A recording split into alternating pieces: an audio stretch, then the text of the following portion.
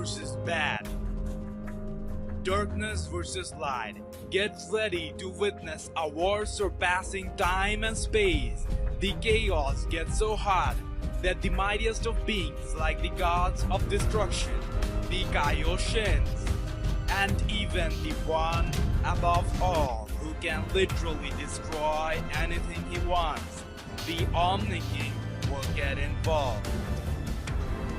Who could possibly be causing all this chaos? The Demon Ball Supreme guys, or something we have never seen before?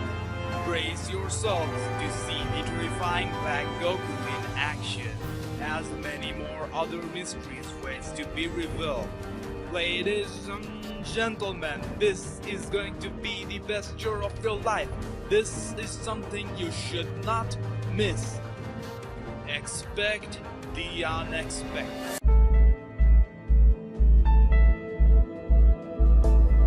In the last episode of Dragon Ball Super, we finally got to see the terrifying Black Goku in action. And he is as devastating as you could imagine. In the very first episode he appeared on, from what has been implied till now, he killed 2 out of the 3 main characters of Future Trunks' timeline. It comes as a bigger shock because DBS had been very lighthearted up to this point. So through this episode, they made it clear that DBS is going to be absolutely intense. The bottom line is, tighten your seatbelts and get ready to witness what you always wanted to see. This Black Goku has the potential to become the best Dragon Ball Super villain ever. The arc has the potential to be the darkest and the most impactful arc ever in the history of Dragon Ball. With the newly designed marketing system and the outrageous fan-satisfying plot, it managed to catch the attention of the mass. Almost all the Dragon Ball fans watched episode 47, and we are now so fucking excited about it, it is beyond explanation. Especially because though we saw Black Goku in action, there was no revelation in regards to his origin. We are only a few days apart from episode 48, but I'm so excited I can't stop talking about it, and I can't stop speculating, but I've already made all the logical assumptions. So, I have come up with a very first-ranged, speculation-based theory. It is extremely crazy, but still a scenario fun to imagine. If you aren't a fan of that, here we go, you have been warned. Okay, we don't know anything crucial about this Black Goku or the character that has been termed as Black till now. Some are saying he's just a shadowy, shape-shifting monster, but the most commonly agreed upon theory is that this Goku is being controlled by someone very evil and probably the main antagonist of this arc. There aren't too many options to assume from at this point of time, since the only other guy teased was this green Kaioshin or Makaioshin. Makaioshins are the opposite of Kaioshins and are evil in nature. They break the laws of nature and deny authority, much like a negative energy of the universe. There are many theories circulating around them, like he might be the white-haired enemy Toriyama hinted about earlier, or since he and Black Goku have the same boots, it might be him who is shape-shifting to Black Goku. But we really don't know. He might actually be a good guy who will educate us about Black Goku. By design, I think he looks like normal Supreme Kai and not a Demon Realm Kai. If he turns out to be a bad guy, it would be more like an evil turned bad guy, and assumable there would be a more original and uniquely designed villain above him who is pulling all the strings.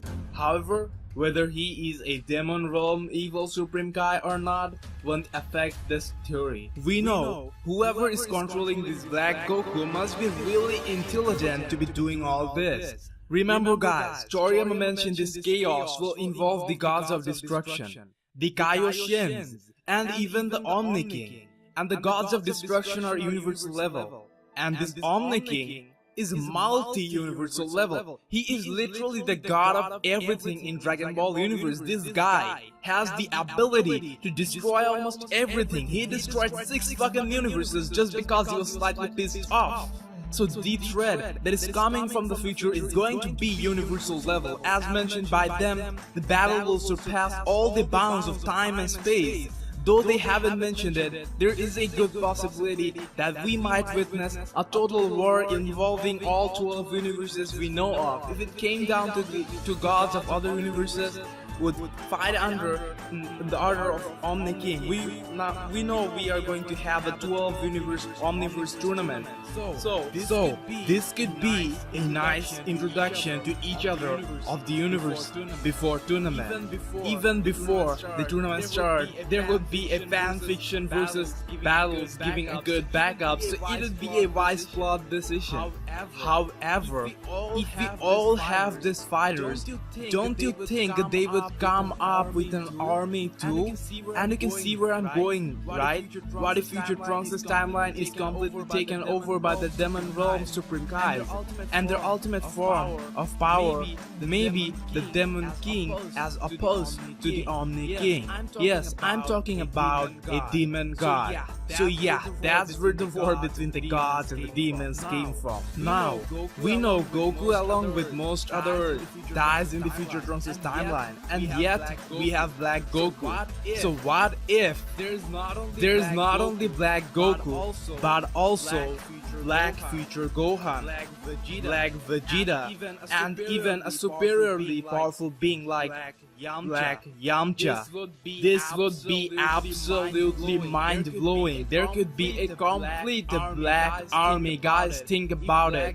If Black Goku was really the biggest surprise and the biggest of twists of this arc, would they reveal it so earlier on? And Black Goku does look strong, but do you really think he's strong enough to take out God Goku and Vegeta supported by the gods alone? I don't think so. What if this Demon Realm Kais and the Demon God, according to this first stretch theory, took over all of the Future Trunks' timeline? So they have in hand the other world, or the world of the dead. And from there they conquered and resurrected the mightiest of warriors with ever-developing bodies the universe has ever seen. Now, you might say the Android Saga feature Gohan and Vegeta would be too weak to compete with our current fighters, but so would be Black Goku. My assumption here is they took over their bodies, but instead of taking over their consciousness, they corrupted it and made them their loyal servants. Note that all of them were dead, and Demon Realm Kai have really dark powers, so possessing them won't be so hard. All these years they trained them and mastered the attacks of their body. As we see Black Goku using an original attack of Goku, that is the Kamehameha wave, but a very darker one. In the process they got significantly stronger, so I have another theory regarding to their power. Notice that we see Black Goku charging up a Kamehameha, and for the time being, I'm naming it the Ultimate Dark Ki Kamehameha. As you can see, it doesn't look like a normal Kamehameha. It is kind of purple and looks like it has a dark aura, and it appears that it is more powerful than a normal Kamehameha.